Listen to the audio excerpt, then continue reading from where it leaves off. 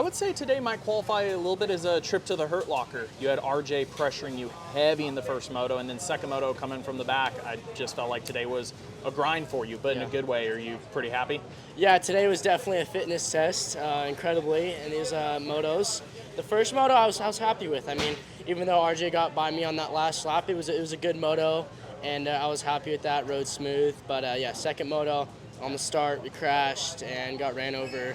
And we got back up though, dead last, and I kind of just, I mean, I rode my heart out. It was like, it was sending everywhere pretty much, and made my way up to, I think, 5th. So, yeah, made some pretty good passes, but yeah, pretty happy with getting 3rd overall, especially having a first turn crash. For being a California boy, I will say you're maybe looser style right now. You carry enough momentum, and you don't really seem to freak out when things break loose. It helps a lot in these conditions. From your practice, your qualifying this morning, when a lot of guys were being tentative, you were cool sending it.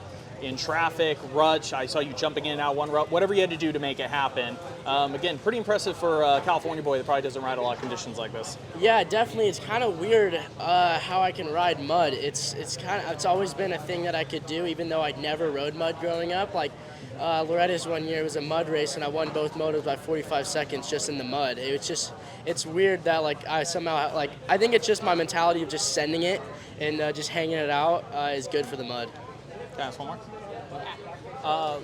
Last one. So that second moto, did you know you were to podium, or were you just full, again, head down, taking a trip to the hurt locker? How aware were you with your situation? Yeah, I was riding the track like it wasn't even there. I was hitting turns wide open, jumping all the way down the hills, and just pushing and pushing because I wanted the podium. It was either I make a mistake and go down, or I get on the podium. That was my mentality, just keep pushing forward.